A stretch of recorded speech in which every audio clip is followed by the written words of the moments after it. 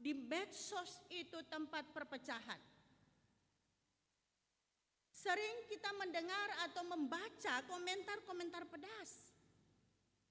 Sering kita ada melihat perdebatan-perdebatan yang tidak ada akhirnya, yang saling menjatuhkan, yang saling menghina, saling menguak keburukan masing-masing. Ujaran kebencian di mana-mana. Konten-konten, status-status bukan membangun, tetapi semua memicu perseteruan. Luar biasa yang kita lihat di dunia maya. Berbeda lagi dengan dunia nyata. Ketika kita ada di dalam kehidupan bermasyarakat, ketika kita ada di dalam kehidupan berjemaat, mudah-mudahan tidak ada di antara kita tetangga dengan tetangga sembaku bicara. Hanya oleh karena persoalan-persoalan sepele. Masing-masing tahan prinsip.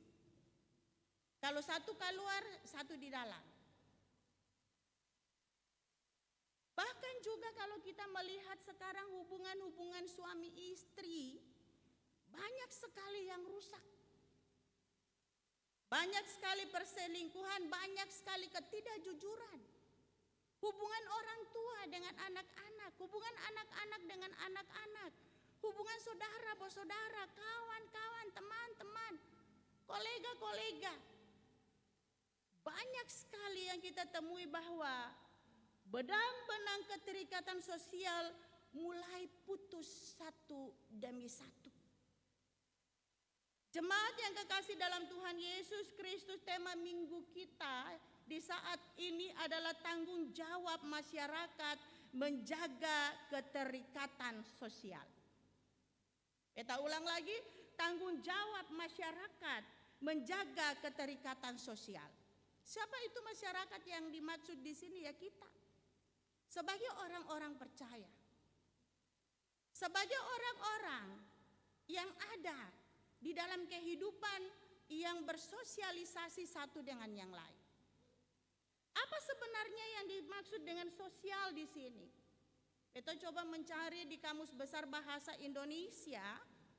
Di sana dijelaskan bahwa arti sosial adalah suka memperhatikan kepentingan umum atau suka menolong, dermawan,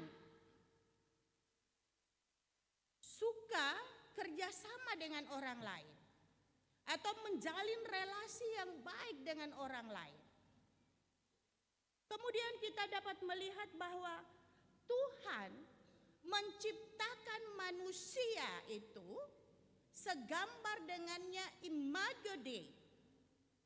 Dan Tuhan juga menciptakan manusia itu tidak untuk hidup sendiri. Mari kita lihat di dalam Kejadian 2 ayat 18, di sana dibilang, tidak baik kalau manusia itu seorang diri saja.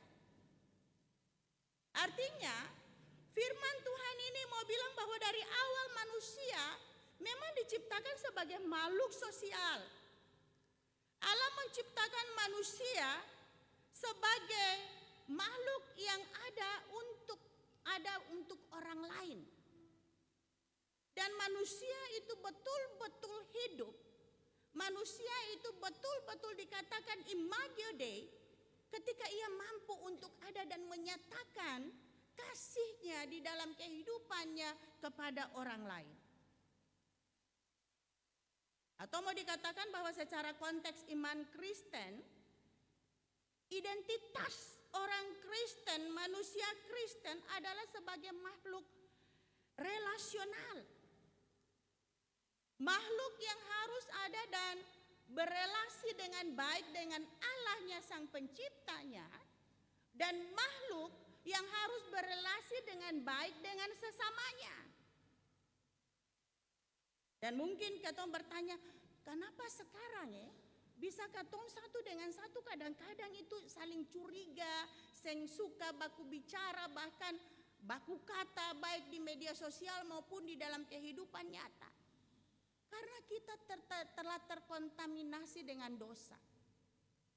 Dosa, keinginan, hawa nafsu yang membuat kita ada dan merasa angkuh, membuat kita ada dan merasa sombong. Kita kadang-kadang melupakan bahwa kita ini sesungguhnya makhluk manusia yang sudah juga ada dan ditebus oleh Yesus Kristus. Dibasuh dengan kuat kuasa darahnya yang kudus, disucikan, dimateraikan menjadi anak Allah. Kembali diangkat derajat sebagai orang-orang yang ada dan sangat dihargai dan berharga di mata Tuhan. Sehingga seharusnya orang-orang yang percaya, orang-orang yang Kristen ini memelihara keterikatan sosial itu di dalam kehidupannya. Dan itu adalah wujud daripada iman percayanya kepada Tuhan Yesus Kristus. Jemaat yang kekasih dalam Tuhan Yesus Kristus, pembacaan kita tadi yang terambil dari Titus 3 ayat 1 sampai 14. Ini adalah merupakan surat pastoralia secara khusus pribadi dari Rasul Paulus kepada rekan kerjanya yaitu Titus. Yang pada waktu itu Titus ini masih usia belia. Ia ada dan bertugas sebagai pelayan di jemaat di Kreta. Banyak hal yang ditemui oleh Titus di jemaat Kreta. Karakter orang-orang Kreta di sana ada dan membuat Rasul Paulus harus mengirimkan surat pastoralia dan menguatkan Titus dan memberikan juga petunjuk apa yang harus dia lakukan. Karena konteks di mana Titus ada dan menyatakan kasih karunia Tuhan itu secara politik, sosial, dan budaya sangat susah. Di mana orang-orang Kreta pada waktu itu tidak disenangi oleh pemerintah Roma. Ada diskriminasi di dalamnya. Mereka tidak mendapatkan keadilan. Mereka orang-orang yang termarginal. Sehingga karakter orang-orang Kreta juga adalah karakter yang keras. Karakter yang tidak jujur. Itu diungkapkan oleh Paulus di Titus 1 ayat 12. Rasul Paulus mengutuk pepatah yang mengatakan bahwa orang-orang itu adalah orang-orang pembohong. Orang-orang itu adalah binatang buas yang malas dan pelahap. Bayangkan Bapak Ibu yang kekasih dalam Tuhan Yesus Kristus. Situasi yang demikian, Titus harus ada untuk mengajarkan bagaimana harus hidup sebagai orang Kristen yang sehat. Bagaimana harus ada hidup di dalam ketertiban. Bagaimana harus ada hidup yang penuh integritas diri sebagai orang-orang yang sudah diselamatkan. Apakah ini mudah Bapak Ibu yang kekasih dalam Tuhan Yesus Kristus? Tentu tidak. Berbagai karakter, situasi dan kondisi yang ditemui oleh Titus di dalam usianya yang masih muda. Tetapi Rasul Paulus ada dan menguatkannya. Sehingga di dalam pasal 3 ini merupakan bagian akhir daripada surat pastoralia Rasul Paulus kepada Titus. Dan itu adalah pesan-pesan nasihat-nasihat praktis yang sangat penting untuk ada diterapkan di dalam kehidupan orang-orang percaya di Kreta dan kita juga di saat ini. Karena tidak tertutup kemungkinan karakteristik kita juga sama dengan orang-orang Kreta. Yang banyak orang bilang kepala angin. Sombong, mengerti, seng mau dengar, seng mau ditegur, seng mau dipimpin. Ini yang terjadi. Apa yang harus dilakukan di dalam kehidupan kita sebagai tanggung jawab menjaga keterikatan sosial di dalam kehidupan bermasyarakat. berbangsa dan bernegara, bergereja dan berjemaat. Rasul Paulus bilang bahwa yang pertama, orang-orang yang percaya kepada Yesus Kristus dalam situasi yang demikian, ayat 1 dan 2 mengatakan taat kepada pemerintah dan hidup damai menjalin relasi dengan sesama. Luar biasa Bapak Ibu yang kekasih dalam Tuhan Yesus Kristus. Orang akan berpikir, pemerintah yang tidak care kepada kita, pemerintah yang tidak pernah ada dan melihat nasib kita, kenapa kita harus taat kepadanya? Kenapa Rasul Paulus harus memerintahkan itu kepada kita? Oh, secara akal sehat tidak mungkin. Karena orang senantiasa ada dan mendukung orang-orang yang juga mendukung kehidupannya. Orang-orang yang senantiasa ada dan memuji orang-orang yang juga memberi apa yang ia inginkan di dalam kehidupannya. Kenapa Rasul Paulus sehingga mengatakan bahwa harus taat kepada pemerintah? Dan ini nasihat yang luar daripada apa yang diharapkan oleh orang-orang di Kreta. Bahkan juga Titus berupaya untuk memahami. Orang-orang Kreta jauh daripada sifat yang takut akan Allah. Bagaimana cara Titus untuk masuk? Memberitahukan kepada mereka bahwa pemerintah harus taat kepada pemerintah. Jangan menjadi pengacau sosial.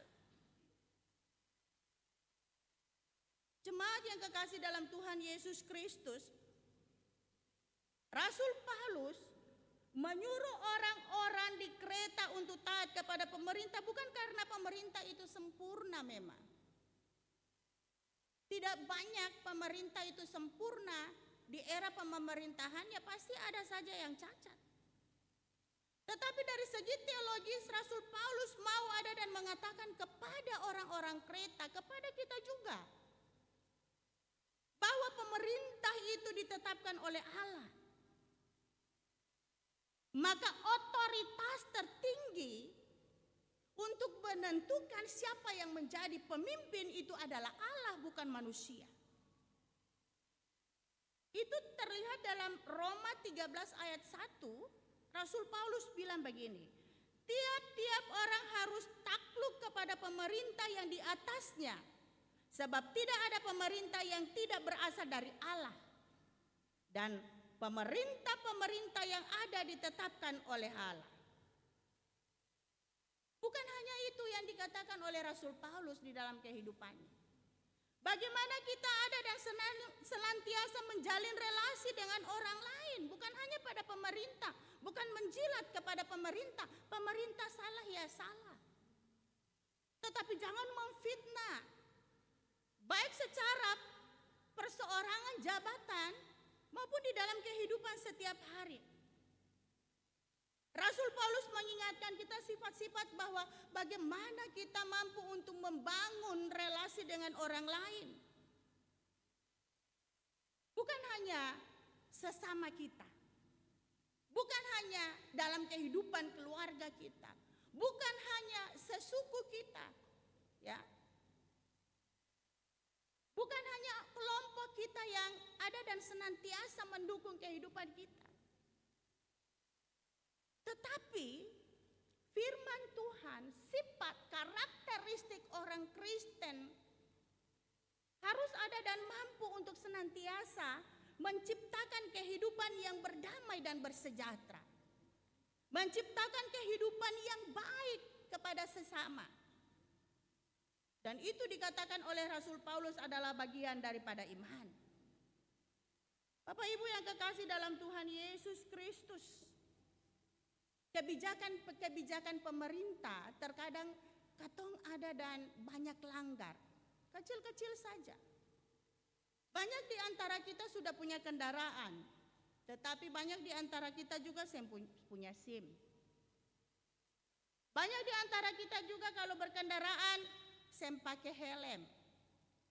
Dan juga banyak menerobos lampu kuning itu. Lihat lampu kuning itu artinya hati-hati. Kalau kecelakaan siapa yang salah? Kita salahkan pemerintah, kita salahkan orang lain. Kita juga terkadang menjadi masyarakat orang-orang percaya yang penyebar hoax. Kadang-kadang katong kalau lihat ada di grup sebelah su kirim, grup sebelah su kirim, kita tidak cerna, kita kirim lagi ke sana kemari, padahal itu adalah hoax. Hati-hati Bapak Ibu sebagai orang-orang percaya, sebagai orang-orang yang telah ditebus oleh Tuhan Yesus Kristus. Hubungan sosial dengan sesama itu diinginkan di dalam kehidupan. Beta amati dalam kehidupan katong berjemaat ini, ada orang yang punya saud besar-besar di rumah. Kalau putar, katong pun kaca rumah itu bergetar. Betul gak Seng? Pampung. Seng tahu dia tulik apa ya? Dia pun jiwa ini sebagaimana, kadang-kadang beta bingung. Ini dia pun psikologis yang betul ini. Seng pusing orang lain. Seng lihat orang lain, ada orang tatua di sebelah rumah, ada orang sakit di sebelah rumah, orang pun jam tidur dan sebagainya. Itu juga sebagian bagaimana kita sebagai orang Kristen mengaktakan kehidupan ini dengan takut akan Tuhan. Jangan bilang itu seng masuk. Seluruh kehidupan ini adalah merupakan akta daripada kehidupan yang telah ditebus. Hati-hati Bapak Ibu yang kekasih dalam Tuhan Yesus Kristus. Kita juga lihat banyak orang bertengkar gara-gara sampah sah. Barang orang-orang yang sen tahu diri, ya. Ada tempat sampah.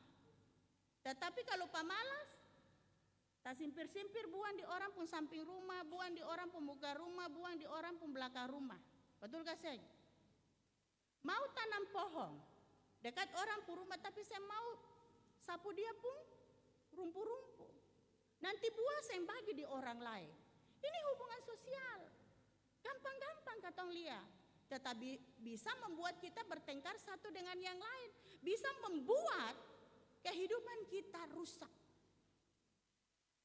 Bapak Ibu yang kekasih dalam Tuhan Yesus Kristus, hal yang kedua di dalam firman Tuhan pembacaan kita ini yang ada dan mengingatkan kita untuk tanggung jawab menjaga keterikatan sosial, ayatnya yang ketiga sampai 9 adalah mengenang kasih karunia Allah yang menyelamatkan sehingga kita menjadi berkat. Rasul Paulus ingat, dong jangan sombong, dong jangan balaga. Karena kenapa? Dong juga dulu orang bodoh, dong juga dulu orang yang berdosa, hidup yang sia-sia. Hanya karena kasih karunia Tuhan maka kita diselamatkan. Bagaimana cara kita membalas kasih karunia Tuhan itu di dalam kehidupan kita? Dengan menyatakan pula kasih karunia itu di dalam kehidupan sesama Bapak Ibu yang kekasih dalam Tuhan Yesus Kristus. Ketika Tuhan Yesus Kristus tidak menghakimi kita di dalam kesalahan kita, itu berarti bagaimana kita hadir di dalam kehidupan kita sebagai makhluk sosial yang sudah ditebus oleh Allah ini, yang harus menyatakan kuasa kasih Allah ini, juga merangkul orang-orang yang harus dirangkul. Kita banyak lihat nih, ini dong saya bilang, tapi ada juga yang dong nyatakan di dalam sikap.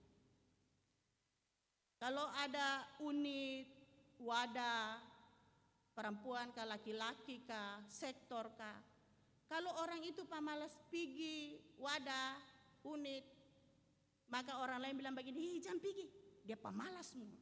Betul gak Seng? Bahkan kalau dia sakit bilang jangan pergi sombayang dia, wangalah. Nanti sakit katong pergi sombayang. Sempurna, kalau sehat sempurna ada dengan katong. Nah ini persoalan. Katong merasa katong su betul dengan sikap itu. Tetapi di dalam melihat dari konteks iman kita, Rasul Paulus mengingatkan bahwa semua kita punya sisi yang tidak baik. Tidak ada yang sempurna di dalam kehidupan manusia ini, yang sempurna adalah Tuhan. Jadi mari Jangan mendiskreditkan orang. Jangan menghina orang. Kalau dia ada di dalam kejatuhannya, kalau dia ada di dalam dosanya, mari sebagai orang-orang yang tahu itu salah, kasih ingat.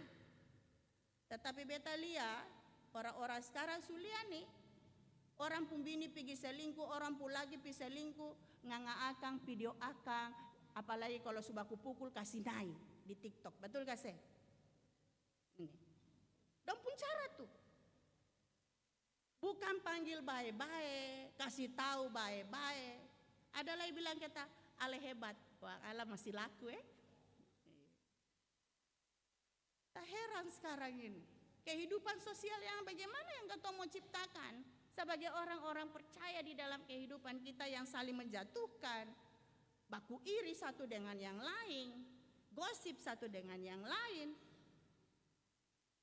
Kita bukan menjadi sumber berkat, tetapi kita menjadi sumber masalah. Ingatan, wadah-wadah itu dibentuk untuk saling support. Bukan sebelum wadah baca rita, sementara khotbah baca rita, setelah khotbah baca rita, pulang pun baca rita. Setelah itu naik di grup. Siapa tadi yang kata beta di situ kacau.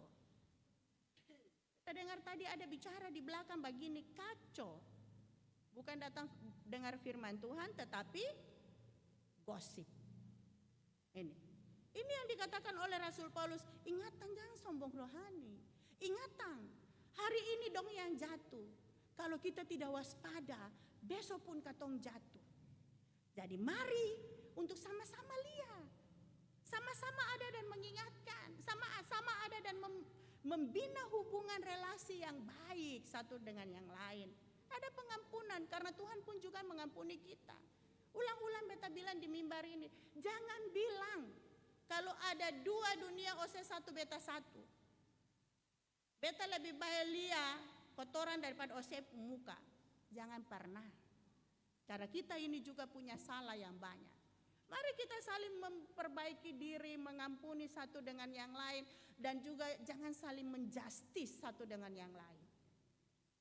Tetapi mari kita saling merangkul satu dengan yang lain supaya kita sama-sama diselamatkan. Itu yang Tuhan Rasul Paulus ingatkan kepada orang-orang di Kreta dan ingatkan juga kepada kita saat ini bagaimana membina hubungan sosial sebagai orang-orang yang percaya. Yang ketiga, Rasul Paulus bilang di ayatnya yang ke-12 sampai 14, menjadi jemaat yang mendukung dan memelihara pelayanan. Ini. Bagaimana katong saling baku keku satu dengan yang lain. Potong di kuku, rasa di daging. Sagu salempeng dibagi dua. Ale rasa, beta rasa. Itu. Jadi bagaimana kita saling merasa empati bukan simpati. Orang-orang kebanyakan simpati saja. Siapa kebakaran? Siapa jatuh? Sioe. Kasiangi, dia pun barang-barang yang ada lah keluar dari rumah dengan baju di badan. Tiba unit sektor kasih jalan, sumbangan, kata-kata keluar, uang Allah, barang katong mencari par dia sah. Nah ini, muka brot. Tidak merasa bahwa kehidupan kita ini berkati Tuhan harus menjadi berkat. Bapak Ibu yang kekasih dalam Tuhan Yesus Kristus, beta mau bilang, mari mengajarkan anak-anak kekasih kita, kehidupan kita, ya, memberi empati sejak dini. Mengajarkan anak-anak kita bagaimana kita hidup dengan berkat Tuhan yang Tuhan berikan untuk ada dan menjadi berkat bagi orang lain. Beta lihat, kalau dong ulang tahun saja, toh luar biasa. Ada RW, ada babi kecap, ada bir, ada sopi, ada sate kambing, ada sate babi. Lalu, pernahkah berpikir baru banyak orang yang tidak merasakan kenikmatan itu? Anak-anak katong beta lihat orang tua yang mampu dom pergi ulang tahun bawa dom pu anak-anak ulang tahun di KFC, di McD dan sebagainya. Kenapa kalau katong ajar katong pu anak-anak itu ulang tahun di panti asuhan? Kenapa katong kalau ulang tahun orang tua-tua ini pergi di panti werda, jompo untuk ada bersama sama dong? Pernahkah kita merasakan bahwa ada orang-orang yang merasa sendiri terbuang di masa tuanya? Pernah kita merasakan bahwa ada anak-anak yang produktif harus sekolah, harus ada di dalam kehidupan gizinya tetapi tidak ada dan mendapatkan sesuai dengan dia punya kebutuhan ini. Kadang-kadang katong egois, kadang-kadang katong tidak merasakan, cukup kasih persembahan saja sudah. Kadang-kadang lebih banyak katong pakai untuk pesta daripada persembahan syukur yang katong kasih untuk Tuhan. Untuk itu, Bapak Ibu yang kekasih, mari ajar anak-anak untuk ada dan memberi, ajar kehidupan kita untuk ada dan saling berempati. Ya. Mulai dari kecil, ajar anak-anak itu. Beta banyak lihat ibu-ibu, ini beta amati. Kalau dompung anak-anak pegang kue, ada anak-anak yang saya pegang kue, dom bilang kata pipi sana pipi, jauh dari dia. Jangan kasih. Begitu juga dalam kehidupan keluarga. Biasa, ade, kakak, kalau tante itu datang bilang mama saya ada, dia itu mau pinjam uang. Nah, persoalan.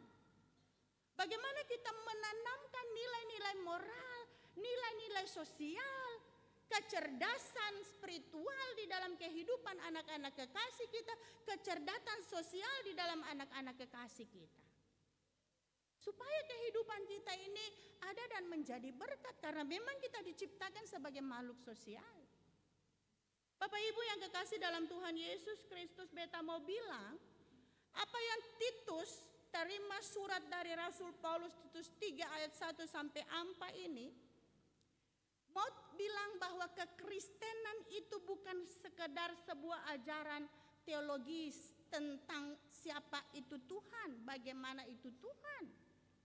Tetapi Kristenan adalah sebuah nilai hidup yang harus diterapkan dalam kehidupan nyata. Di dalam kehidupan bergereja, berjemaat, di dalam kehidupan berbangsa dan bernegara. Dari surat Paulus ini banyak kita belajar. Banyak penekanan-penekanan yang disampaikan oleh Rasul Paulus di dalam kehidupan kompleksitas kita. Bagaimana kita mau senantiasa ada dan menyatakan kuasa kasih Tuhan di dalam kehidupan kita.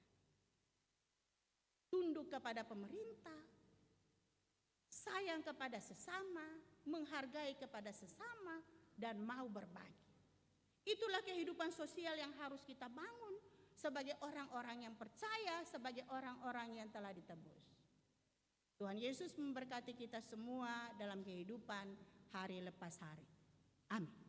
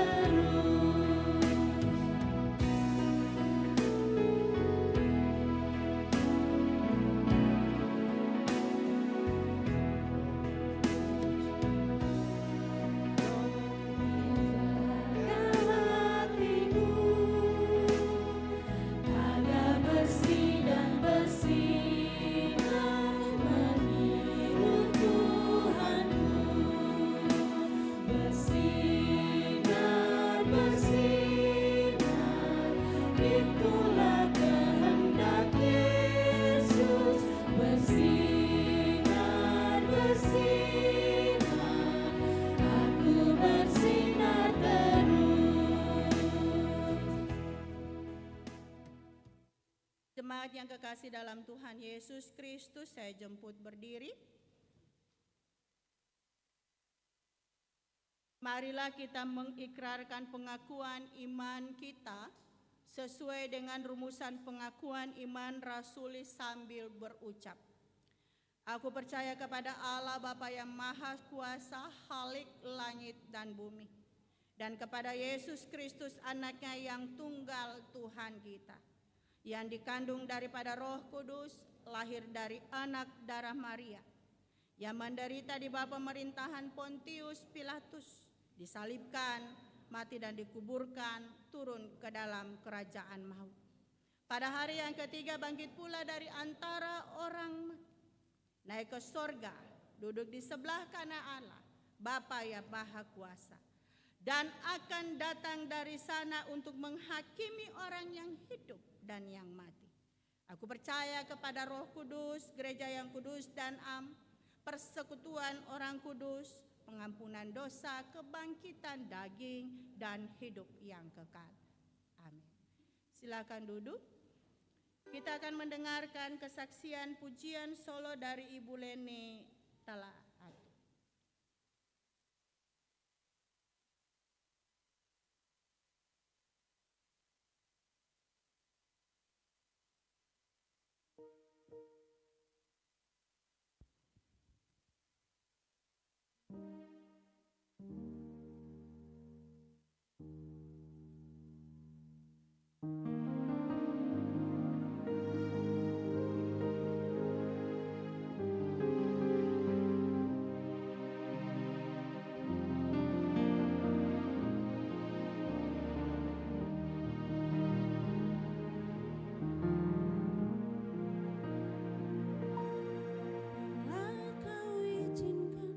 Sesuatu terjadi,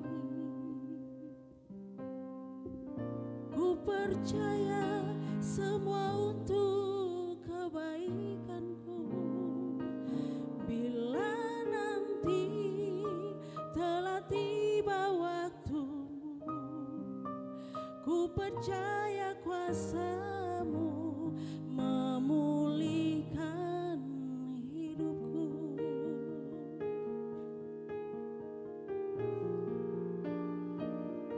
Bila Kau izinkan sesuatu terjadi, ku percaya semua untuk kebaikanku. Bila nanti telah tiba waktumu, ku percaya kuasa-Mu memulihkan hidupku. Waktu Tuhan pasti yang terbaik.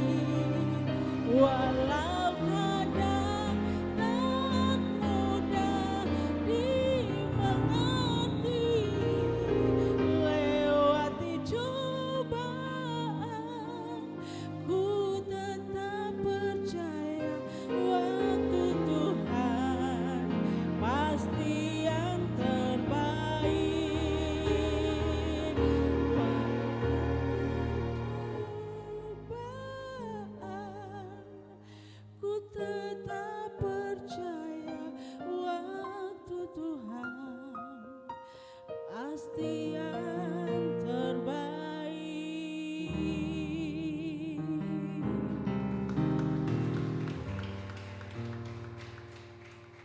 Iya, dan banyak Tuhan Yesus memberkati Ibu kekasih dalam pelayanan di hari ini. Kita akan ada di dalam persembahan syukur.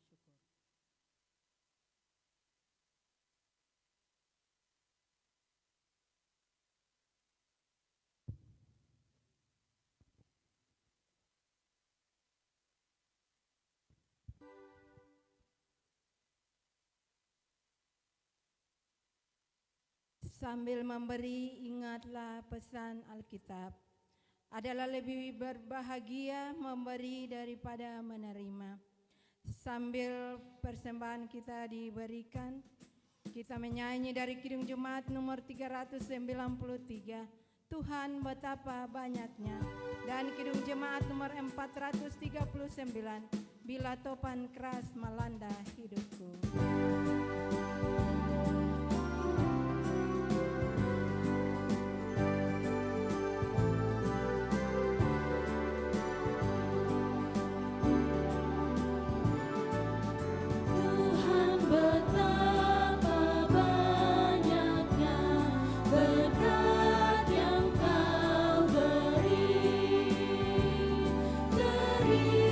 Teristimewa rahmat-Mu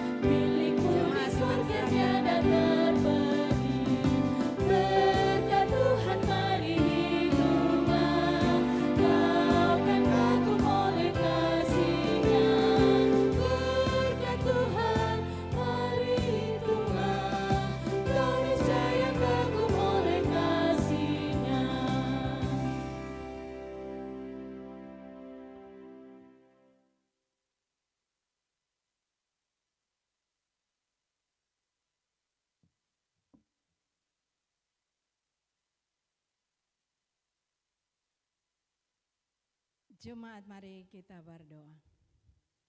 Terima kasih Tuhan, di hadapan-Mu telah terkumpul persembahan syukur dan persepuluhan kami. Kiranya Bapa memberkati persembahan kami agar berkenan di hadapan-Mu. Di dalam nama Tuhan Yesus kami berdoa. Amin. Jemaat dipersilakan duduk.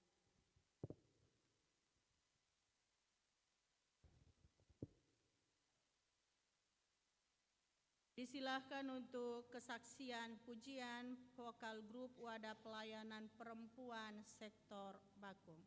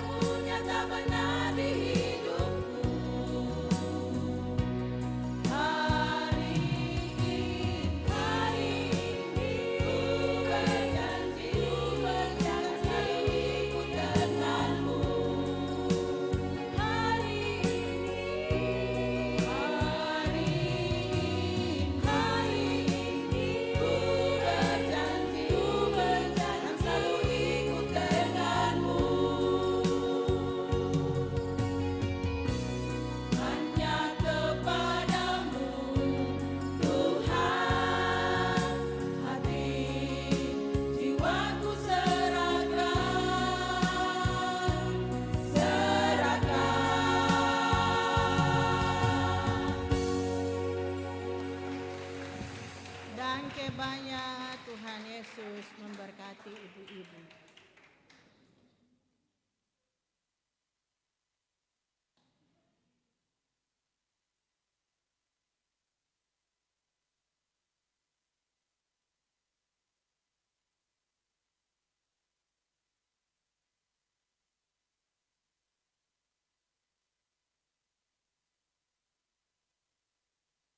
Jemaat yang kekasih dalam Tuhan Yesus Kristus, kita akan ada di dalam doa syafaat, dan doa syafaat ini akan diakhiri dengan doa Bapa kami, dan akhir dari doa Bapa kami itu kita ada dan lakukan secara doksologi. Untuk itu mari kita satu di dalam doa kita berdoa. Di dalam kuasa kasih-Mu Tuhan, kami datang lagi bersyukur atas apa yang Engkau telah nyatakan di dalam kehidupan kami. Kami sungguh mengungkap syukur di hari ini Tuhan menyatakan kuasa kasih-Mu, menegur, mengingatkan, menguatkan kami melalui firman kebenaran. Sebagaimana Rasul Paulus mengingatkan jemaat di Kreta, sebagaimana juga kami melihat bahwa itu juga diingatkan bagi kami semua. Sehingga ajarlah kami sebagai orang-orang yang telah Engkau tebus, orang-orang yang Engkau ada dan perlengkapi dengan kuat kasar darah-Mu yang kudus, melakukan yang apa Engkau kehendaki di dalam kehidupan kami. Kami mampu mendukung pemerintah di dalam kekuatan dan kelemahannya. Kami mampu ada dan membina hubungan yang baik antara suami, istri, anak-anak, dan bahkan juga di dalam kehidupan berjemaat, bermasyarakat kami. Untuk itu ya Bapa di sorga, patah hancurkan keangkuhan, kesombongan, dan hadirkanlah kuasa kasih-Mu di dalam kehidupan kami. Kami ada dan bersyukur kepadamu Tuhan atas firman ini, sehingga sadarkanlah kami semua. Ketika kami ada di dalam pertikaian terhadap suami dan istri, biarlah Tuhan ada dan menyertai, memberkati, menaruh hati yang penuh dengan kasih cinta, sehingga mampu untuk saling ada dan membina komunikasi yang baik dan saling mengampuni satu dengan yang lain. Dan tetap ada di dalam komitmen janji asa kudus pernikahan itu. Kami juga berdoa bagi seluruh relasi-relasi antara adik kakak, tetangga bertetangga. Tuhan memberkati semua. Satukanlah kami dalam rantai cinta kasih-Mu Tuhan. Dan biarlah melalui cinta kasih-Mu itu kami mampu saling memahami, menghargai satu dengan yang lain. Untuk itu kami ada dan menopang akan kehidupan saudara-saudara kekasih kami yang ada di dalam gadai kesakitan, baik yang dirawat di rumah sakit maupun di rumah-rumah. Tolong mereka Tuhan di dalam kondisi tubuh yang sakit. Dengarkanlah doa mereka, dengarkanlah doa orang tua, suami, istri, anak-anak, keluarga. Harapan-harapan mereka untuk ada di dalam pemulihan, kesembuhan, umur yang panjang. Berkati makanan, minuman, obat-obatan, bahkan air putih, udara sekalipun yang dihuripnya. Agar semua itu Tuhan kami yakini ketika Engkau memberkati, dapat menjadi alat untuk menyembuhkan seluruh sakit penyakit dari umat-Mu. Taruh pengharapan yang sungguh di dalam kehidupan mereka, jauhkan keputusasaan. Begitu juga terhadap kehidupan keluarga almarhum Bapak Domingus Lela Tobur. Tuhan ada dan memberkati, Tuhan ada dan menguatkan, Tuhan ada dan menghiburkan mereka semua. Yakinkan bahwa orang tua yang dikasihi, suami yang dicintai, senantiasa ada di dalam cinta kasih Tuhan. Dan ia ada di dalam kehidupan yang mati di dalam iman.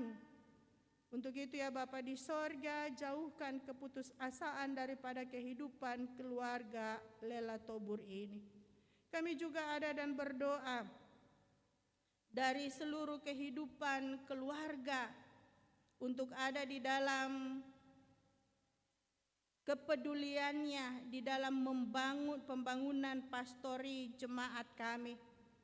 Biarlah Tuhan memberkati seluruh kehidupan keluarga-keluarga yang telah memberi, baik itu Bapak Edwin Nirahua, Bapak Moi Patikawa, Bapak Rein Tuparia, satu keluarga dari sektor Bakung, Ibu Ice Leatemia, keluarga Simanjuntak, satu keluarga di sektor Melati, Ibu Mina Werediti, Bapak Julius Sampe, bahkan kehidupan keluarga yang ada dan memberikan, menyumbangkan penutup mimbar, keluarga dari sektor Mawar Saron Unitua dan satu keluarga dari sektor Melati. Biarlah Tuhan memberkati pemberian-pemberian yang mereka ada dan berikan untuk pembangunan dan juga kebersamaan di dalam kehidupan sebagai berjemaat dan bergereja. Biarlah apapun yang digumuli di dalam kehidupannya, Tuhan mendengar, Tuhan menjawab. Dan semakin mereka ada dan memberi menjadi berkat, berkat-berkat itu pun juga Tuhan semakin ada dan nyatakan di dalam kehidupan mereka. Begitu juga seluruh anggota jemaat yang senantiasa turut di dalam kebersamaan, di dalam menyatakan berkat Tuhan di dalam pekerjaan bersama, dan juga di dalam doa-doa yang selalu mendukung seluruh panitia pembangunan. Kiranya Tuhan memberkati mereka di dalam usaha-usaha yang ada dan sementara dijalankan, sehingga target-target yang ada dan akan dicapai itu semua betul-betul dapat tercapai. Kami serahkan seluruhnya di dalam kuasa kasih Tuhan. Kami juga berdoa untuk seluruh anak-anak kekasih kami dalam perjuangan pendidikannya, di dalam pertumbuhan perkembangannya. Tuhan memberkati, Tuhan menjaga, Tuhan melindungi. Terlebih anak-anak kekasih kami yang ada masih di dalam dunia remaja, dunia yang penuh dengan keinginan tahu. Kadang-kadang mereka ada dan merasa mampu untuk menghadapi persoalan kehidupannya, sehingga mereka ada di dalam kejatuhan. Tolong mereka Tuhan, tolong anak-anak kekasih kami, biarlah mereka senantiasa takut akan Dikau. Jauhkan mereka dari pergaulan bebas, jauhkan mereka dari obat-obat yang terlarang, jauhkan mereka daripada hal-hal yang dapat ada dan membuat mereka melanggar hukum. Hamba-Mu menyerahkan seluruh anak-anak kekasih dalam perjuangan pendidikan mereka, penyelesaian studi skripsi mereka. Tuhan memberkati, Tuhan kuatkan, dan Tuhan mampukan. Para dosen pembimbing yang ada, Tuhan memberkati mereka juga, berikan kebijaksanaan sehingga mereka memberikan bimbingan yang baik kepada anak-anak kekasih kami, tidak menyusahkan, dan juga Tuhan mereka boleh menjadi berkat. Kami ada dan berdoa bagi seluruh anak-anak kekasih kami dalam perjuangan mencari pekerjaan. Tuhan tolong buka jalan, tunjukkan jalan di mana mereka harus ada dan melihat jati diri mereka sebagai usia yang produktif. Tuhan memberkati perjuangan-perjuangan seluruh anak-anak kekasih kami. Bapa di sorga, begitu juga seluruh kami yang sudah bekerja. Tuhan hikmati kami, Tuhan mampukan kami untuk ada dan bekerja dengan segala baik. Dan biarlah berkat-berkat yang Engkau berikan dalam kehidupan kami, kami mampu juga untuk ada dan bersyukur, dan mampu juga untuk menjadi saluran berkat di dalam kehidupan kami. Bapa di sorga, kami juga berdoa untuk seluruh kami yang ada dalam mendukung kebaktian di saat ini. Biarlah Tuhan memberkati, dan begitu juga pengisi pujian, baik itu solo dari Ibu Leni Talahatu maupun vokal grup Wadah Pelayanan Perempuan sektor Bakung. Tuhan memberkati semua kami.